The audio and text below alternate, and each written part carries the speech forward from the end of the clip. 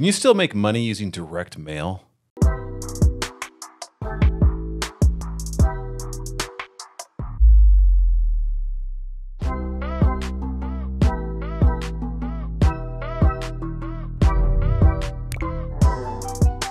What's happening? I'm J.C Agajanian, top producing broker with the Whissel Realty Group. And as always, we are bringing you the recap of the Mastermind that the Fast Forward movement puts on every Monday. And today we're covering two great subjects. First of all, what's the good, bad, and the ugly of direct mail marketing? And secondly, what do you do when you've got a nice listing, possibly even a high-end listing, and it's just not selling? What marketing techniques should you do? Let's get straight into it. Direct mail marketing, right? So first of all, what we need to do is put it into perspective. Direct mail is only one piece of an overall farming plan that you have to play out. And so we've kind of zeroed in just with the nature of the question into one part of what is an overall campaign that you need to be using when you're marketing property or when you're just trying to move into a territory and take some market share in the means of listings from other agents. So one of the biggest things you can do, first of all, is to make sure that you are committing to your direct mail campaign.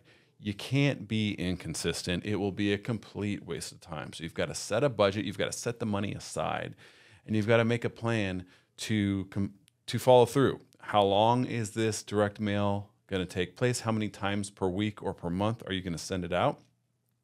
And how much is it going to cost? And is that paid for out of your war chest already? I suggest if you're going to do it, commit to a minimum of a year and know how many pieces you're going to send out throughout that year to those same people. Set the money aside and just pay for it all at once. And if you can't do that with the provider you're using, just have it there in a separate account that won't be touched so that you know you will not stop your marketing plan short, because it is a matter of time. It doesn't happen overnight with these pieces. So make sure that you're committed and that you've got a good strategy about it and that it's funded and it's not going to break the bank, right? That's important. And that's going to come into something we talk about a little bit later, which is the size of the farm that you're going after. But let's fast forward and you are working on, let's say, maybe you've got a listing that came up in this farm that you want to work on and you want to use this as your launch to move into this area. Well, once you get that closing, the question is, how much of this money from this property that we've sold in this farm are we going to take and use for future marketing, right? You should probably at least be spending 30% or so of that commission and putting it right back into your marketing efforts. And it depends. If it's a property that's maybe an hour or two away from you and it happened to be a good one and you're not looking to go move in and take over on this one, well, then maybe you don't do that. But if it is something, you could spend significantly more than 30% of that commission. You could spend all of that commission or all of that and more if it's really the beginning of something big that you're moving into. So it's going to depend on what your goal is and what your focus is and how important this area and that listing is in your overall plan. So you've got to be realistic with the size that you're working. It would be extremely difficult to regularly mail out to 2,000 homes from the very beginning, or let alone 130,000 homes like one of the people in our mastermind this morning. Yes, it's 120-something thousand homes this guy is mailing to. Clearly, we're not going to start there. So you need to start small. And like I said in the opening to this topic, you've got to be budgeted and tactical about how big the farm is and how frequently you're going to mail to that farm, right? And also, like I said in the beginning, this is just one piece of a larger farming effort. So you've got to layer up your efforts, right? So you've got direct mailing, which is what we're talking about, but that's just the beginning. You know, garage sales are another great way to complement a farm effort. Of course, door knocking with door hangers is another great one. Obviously, open houses, being part of events that take place in the neighborhood and working it as much as you can. Circle dialing, postcards like we talked, that's the direct mail, obviously. And you've got to make sure, you know, I'm going back to my marketing 101 days from San Diego State, but you've got to have the same message across all the channels that you're using. So you want to have the same branding, the same colors, the same design. That should go without saying. But you also want to have the same message so that people see whether it's a door hanger on their door or a postcard they got in the mail or a flyer that they see at an open house. It's all got to be congruent, and you've got to be sending the same message. And the more that happens, people will start to remember you and eventually call you. The call to action is important. You've got to be careful about what you're saying and what you're asking them to do with your mail piece or any other piece that you're using. If you have the ability and your farm is big enough, there's a thing called EDDM, which is Every Door Direct Marketing. It is a cheaper way to put snail mail out to people because you're going by the carrier routes instead of just a select list that you've created. So you don't have as much control over the specific homes receiving those pieces, but you do get a discount because it is going in lockstep with the carrier's route. So there's no extra work for them to do. They just packet it up and everyone on that route gets this piece. So EDDM is a great way to start. And like I said, you might want to have kind of what we call a micro farm. Start with something like 50 to 100, move it up to 200 or 300 and keep going from there. But be consistent. I've said it a few times already just in this clip, and I'm going to keep saying it because it is extremely important. Set your budget aside, be consistent, have it covered for at least a year. And then you just grow on that farm over time.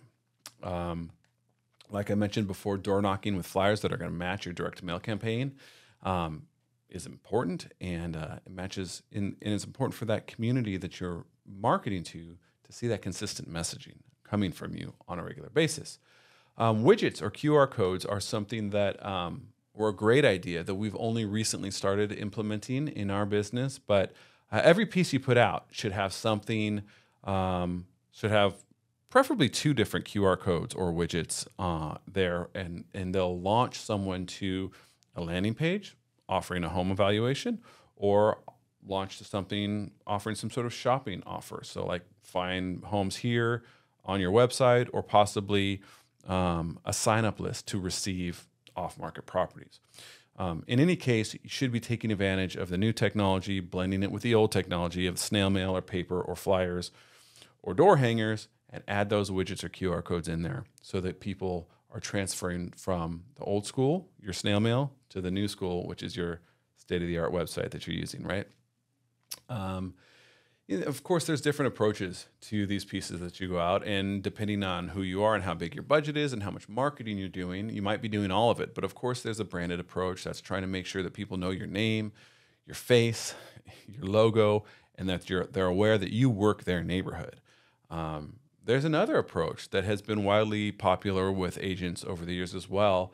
It's more of a direct response, unbranded type of approach, where it's really just, you're not pushing your name, you're not pushing your brand. It's kind of just an offer, because honestly, most sellers don't really care too much about agents. Really what they care about if they're looking at selling their home is buyers, right? And so if we just send an unbranded offer, like we've got buyers, whether you're looking for a cash investor with a quick close or a traditional buyer who will pay you top dollar, we've got them for you. Give us a call. That's just one way to handle it.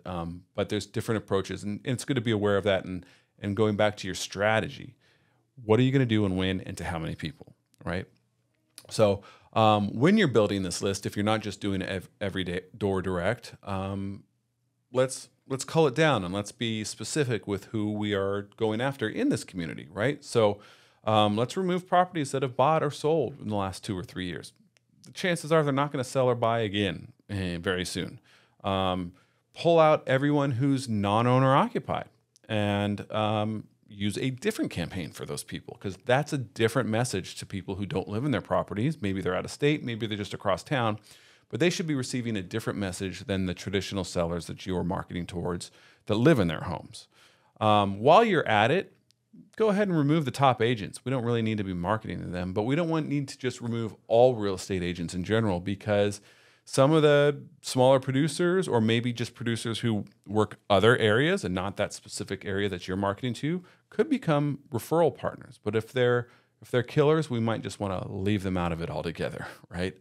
And when it comes to figuring out what you're going to do and when and how, The old phrase, analysis can lead to paralysis, is real. So you can think, gosh, okay, so I got to get a designer to make my cards and make it look good. I've got to get a web designer to make a landing page and that will match the card that went out to. And then I've got to figure out how to get this list and then who's going to send them out via mail. It could be too much. So can you do it cheaper than the done for you options? Sure. But will it get done? That's an important question. You need to answer that yourself. A really easy way to go about it is to use a company called CoreFact. Just CoreFact, CoreFact. They actually do it all. They design your cards. They'll give you the list. They have a great landing page. It's actually trackable so that the card that homeowner A receives is connected to a code that homeowner A puts into the website. It's a great system and a great process for you to use, and it's plug and play. Is it more expensive than doing it yourself? Probably, but it's super easy and it's great and it's recommended for sure. I've used it myself in the past.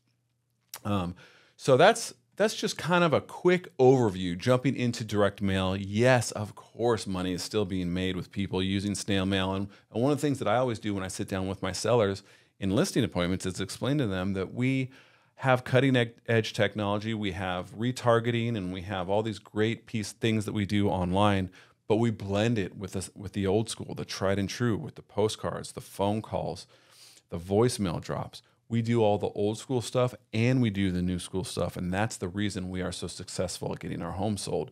And so you can do the same thing yourself. Moving on, topic 2, marketing to listings that aren't necessarily selling. So there's a lot going into this, and the person that asked the question in the mastermind, she is working a property that's on the higher end of her market, and it's the first one that she's had that would fit that description. And a lot of the questions that she had were about what can I do, how much should I spend, what are other ideas I can do to get eyeballs on this listing. And almost everyone that had, feedback for her and was answering the question. And of course, all these people are just killers doing huge numbers all over the country. Nobody really focused in on the marketing. Everyone was like, well, how confident are you with this list price? And how well does the home show? And what kind of activity are you getting? All of the questions to help answer her concern were not about marketing at all. It was all about the property, what's happening now, and what is the average list time for that type of property in your area. And now let's talk about it. And a lot of the talk ended up coming back to price. Here's a great example and a metric that you can use in your listing appointments before you even get to a point where this agent was at and she's wondering, what can I do to get it sold? You have this up front and you say, listen, we're going to be launching the property pretty soon, and just as a basis so you understand what's happening when we go down the road. If we have lots of activity and we have no offers, we're probably roughly 5% off on price. That's a big number. If we've got no activity at all, we don't even have showings coming in, there's a good chance we're 10% off on price. And then you move to the conversation about the seller's motivation. Like, do they really need to sell this house? Are they a real seller? Are they just interested in selling the house? And you got to dig into all of that. Where's the money going? What's happening with this person, and why are they selling their home? Are they going to be standing firm, or are you just afraid and they would actually receive the criticism pretty well? All of that is stuff that we need to talk about, and none of it is about what she can do to spend more money marketing the property. It's more direct to the issue of the home selling, right? But back to the root of the question of marketing a listing. What's the goal of your marketing, right? Of course, we want to get eyeballs on the listing and serve our client. But if that doesn't work, it should not be a waste. We should also be looking to attract buyers for ourselves. We should also be looking to show other sellers in the community what we're doing to get homes sold for them and potentially attract new sellers, so that if all goes wrong, seller decides, I don't care if I'm not getting my number, I'm not selling, at least you haven't wasted your money in marketing. Now it's not just a wash. You've actually done something that could lead to other business, whether that's a new seller or a buyer elsewhere that came from that property. So think about making sure that the goal of your marketing is, of course, to bring eyeballs to the property and to serve your client. but it also needs to serve you because you're the one spending the money on it. So it needs to help you bring in new business while you're at it. And you got to dig in and really understand the market thoroughly. In this case, everyone kind of unanimously agreed that chances are it's probably priced wrong. And so, we have to really approach the seller as the trusted advisor that we are. We almost need to come like their lawyer and explain the situation. This is what we're up against. And we believe that based on X, Y, and Z, our best course of action is going to be A, B, and C. One thing that makes that conversation a lot easier is, like I said, preparing them with proper expectations ahead of time so that they know that when you get to that point, hey, remember when we talked about those metrics? We're not quite hitting them. And so because of that, this is what we got to do next, right? So updating your sellers at least every week, if not every 2 weeks. You decide what you're going to do, tell them you're going to do it, and then do it. That's important. You're showing them that you're trustworthy and you're going to follow through on what you say.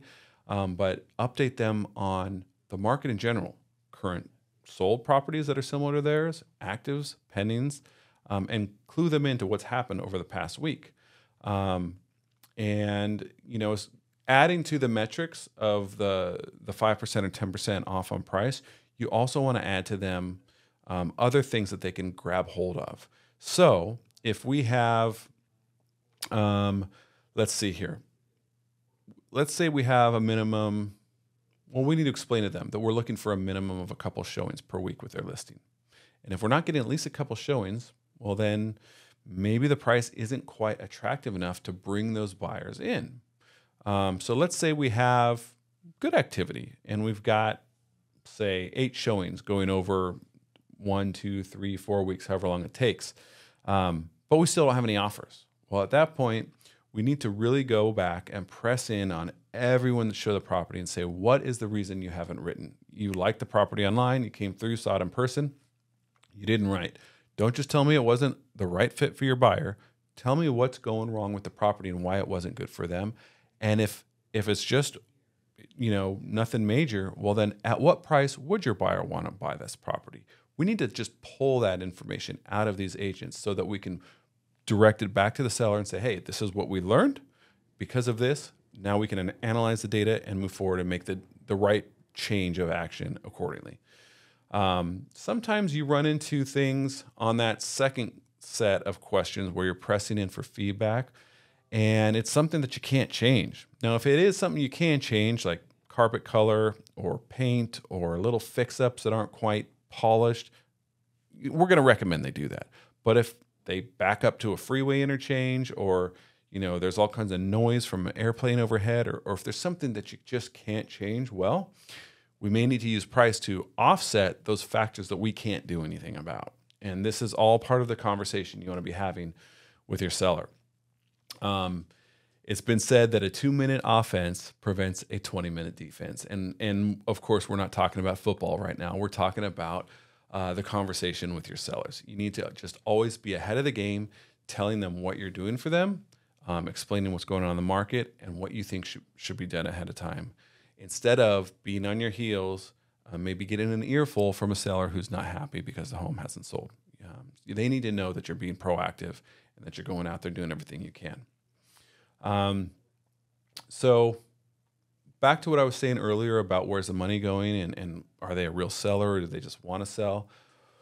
What are the implications? What happens if this property doesn't adjust the price and never gets sold? Do they not get to go off to some new area they want to live in or not get to get rid of this property and buy a couple investments? Or what's happening in their life? Let's figure that out and let's key in on that and see how important that is to help them, because oftentimes the idea of saying, let's give it a year or let's give it some time, what about this time is going to help you with your decision-making process? What's going to be different then than is going to be different now? So really, let's dig into the motivation, what they're trying to accomplish with the sale, where they're trying to go, what's going on in their lives, and use that to help them stay on track, because we are here to help them accomplish the goal they mentioned to us in the beginning, not to get lost in the weeds when they got emotional in the middle of a listing. We need to keep them on track with what they were trying to do in the first place. And that's part of our job here, besides getting this home sold, of course. And another idea someone brought up actually was the concept of maybe throttling your marketing budget a little bit based on price. If they are out there, they're not taking your advice, they're not really following your lead with what you think ought to happen with the listing in order to get it sold, and make them smile at the end of the day, well, maybe you can say, okay, listen, we're going to get this property priced right. And when we do that, I'm going to do this new video campaign and I'm going to put some marketing spend behind it. And we're going to do this, use that throttled marketing budget as a little bit of a give and take if you need to, if you're dealing with a difficult seller. That's not always appropriate, but it's a good idea. Online targeted campaigns are great because you can explain to your seller, listen, in this area, we've seen a lot of people moving from, whatever it is, see what the data gives you. We've got a lot of people from the Bay Area moving here and moving down to here. So you can explain, I'm going to be targeting people from that area using our digital campaigns, and we're going to focus on them. Or another idea for getting a home sold is to figure out, who has spent, let's say it's a $2 million home, who spent between 1.5 and 2.5 over the past few years. Well, market to them directly. Maybe they want to buy or sell again. Best case scenario, maybe they're going to hire you to help move one of their properties and buy your property, or whatever the case may be. And if you feel like you're not going to be getting in front of those type of people because they are a little bit of a higher net worth or whatever the case may be, a great idea to get past that is to use a FedEx flyer. You can use a simple envelope, put a little bit of marketing information. Maybe it's the listing flyer or some information about yourself, what you're trying to do. And that should help you bypass those gatekeepers and get straight into the person you're directing it at. For extremely high-end properties, one of the guys from our mastermind spent years selling anywhere from $5 to $50 million properties in the coastal Orange County area. And one of the things that he's done is take advantage of what's important to those sellers. So in that price point, people are going to be pretty involved with nonprofits. They're going to have charities or some cause that they're passionate about. Well, let's take advantage of that. Let's go ahead and connect with them, find out what's important to them, and throw an event. We can actually raise money for that cause and provide eyeballs and marketing exposure to that property, all in the same thing. And on top of that, you as the marketer are going to get a whole new list from the charities mailing list that they're going out when we invite the biggest donors to the event.